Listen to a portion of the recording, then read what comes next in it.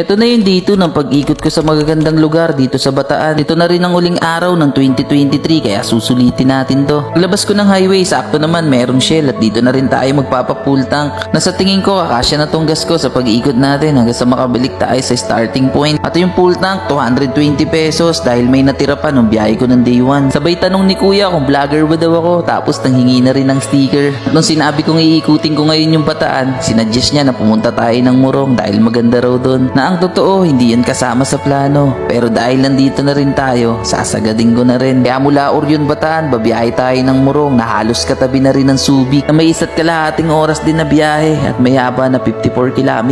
Dating ng tulay ng Pilar, dito tayo sa baba dadaan dahil kakaliwa tayo sa Bagak Road na isa ring tourist spot dito sa Bataan. Dahil sa ganda na rin ng daan at dami ng kurbada kung saan nandito rin yung magagandang beach na pwede mong pagliguan. Talagang babalik-balikan. Halos tanaw mo na yung Mount Samat at napakaganda ng tanawin. Tapos mamaya-maya lang sasalubungin ka na ng matatalim na kurbada ng Bagak. Ikaw yung magsasawa, kakakaimbot na siguradong mananakit ang bewang mo dahil ayaw maubos. Hanggang sa madaanan mo na yung arko ng Bagak na hindi pwedeng wala kang picture, remembrance. Tapos diretso na ulit ng biyahe hanggang sa madaanan yung Barangay Binukawan na kung saan wala na ring signal dahil siguro liblib na lugar na. Paganda na ng paganda ang daan na halos konti na lang din yung masasalubong mong dumadaan at grabe yung lugar. Overlooking. Dulo ng daan makikita mo na yung rotonda ng Bagak na naghahati ng lugar at dito sa kanan yung papuntang Morong at dun sa kaliwa yung Bagak Maribeles Road. Dahil gusto natin ng extra adventure, diretso tayo ng Morong. Bago tumuloy, picture muna. At si kuyang naggas sa akin kanina, hindi tayo binigo. Tama yung desisyon nating pumunta ng Morong. Napakaganda. Masasabi mong panalo yung lugar. Kaya pala nire-recommenda. At dahil halos wala nang makasalubong, makakapag-anlipiga ka. Full throttle kumbaga. At pagkatapos ng matitinding bangkingan, darating ka na sa arko ng Morong na napakaganda. Sa paligid, merong mga open na tindahang nagtitinda. Siguro dahil ito talaga yung tourist spot na hinihintuan ng mga rider na hindi pwedeng wala kang picture. Nung narating ko na yung arko ng Morong, babalik na sana ako para dumaan na sa Bagak Maribeles Road. Pero sinabi sa akin ni ating nasa tindahan na mas maganda pa daw yung makikita ako sa taas kaya umabante pa ako. Dahil meron din daw sila ritong nagtataasang mga puno katulad nung sa Bohol, man-made forest. Ganda! Grabe, ganda ng mga puno. Parang nasa Bohol ah.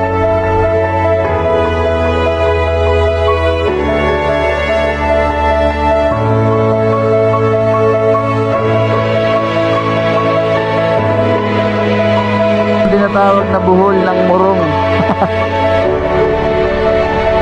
Grabe, tataas oh.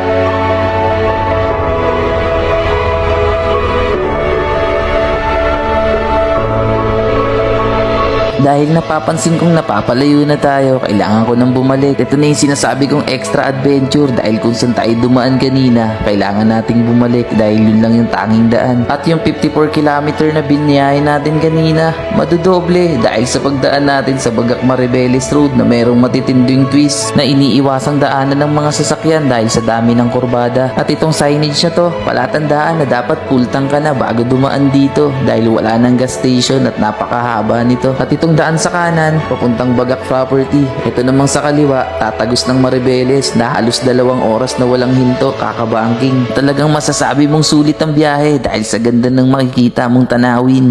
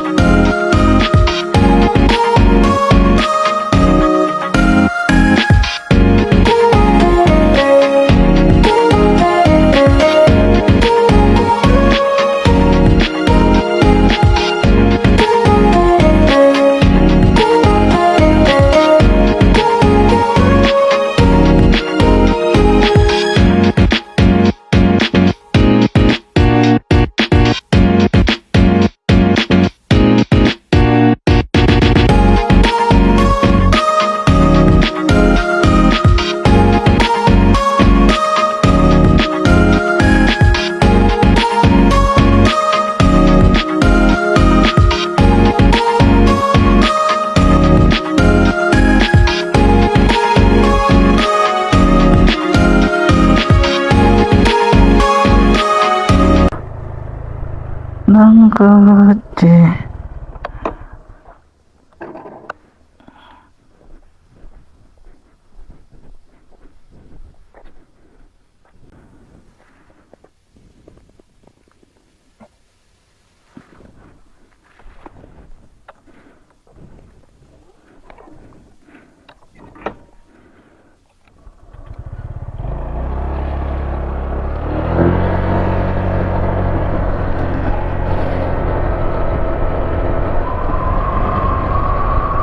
Ang tindi eh.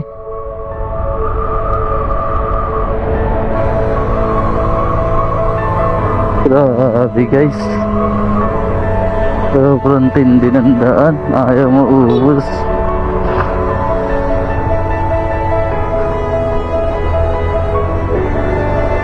Sa bandang gitna ng Bagak Maribeles Road, halos wala ka nang makasabay. At dahil solo lang ako, hindi ko maiwasang mag-isip, what if kapag may lumabas dyan tas bigla akong harangin? Yari. Nung marating ko tong ginagawang rotonda na halos katabi ng dagat, nawala lahat ng iniisip ko dahil sa ganda na masasabi mong isa to sa mga dahilan.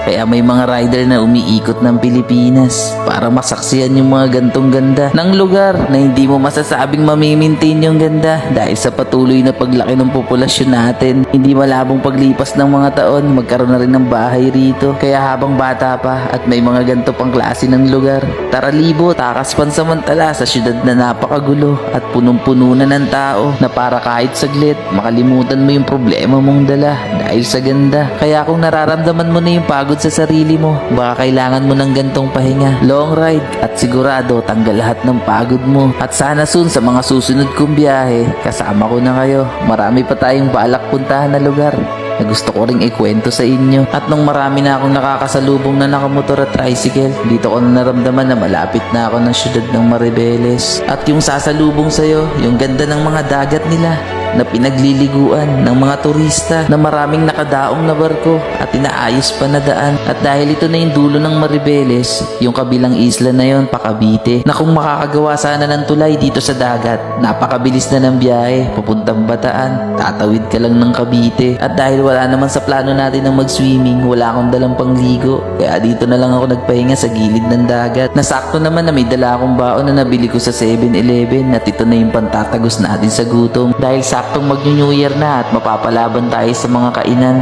mamayang gabi. Kaya nagpapagutom na rin tayo. At dahil alas 3 na rin ng hapon, nagpasya na akong dumiretso ng biyahe para makauwi. Dahil mag-New Year na at mahirap magpagabi sa kalsada. Na syempre, hindi pa pwedeng wala kang picture dito sa I Love Maribeles. Remembrance. Bye-bye Maribeles. Sa pag-uwi papuntang Orion kung saan tayo tumutuloy ngayon, dire-diretso na at malapit-lapit na rin. At masasabi kong grabe yung pinagdaanan ko sa biyahe na yon, na masasabi kong memorable. Pero kinaya ng solo at walang naging aberya, dun palang panalo na. At ang mga susunod na biyahe, paplanuhin pa. Sa ngayon, ipon muna. Ang target na susunod na biyahe, kundi Baguio, Dingalan, Aurora. Ano, sama ka? Mission success na naman tayo sa biyahe natin ngayon mga bossing. Kung nagustuhan niyo yung kwento, like and share, pakipalo na rin ang page para sa mga susunod pang biyahe, may ikikwento ko sa inyo. Hanggang dito na lang mga bossing. Happy New Year!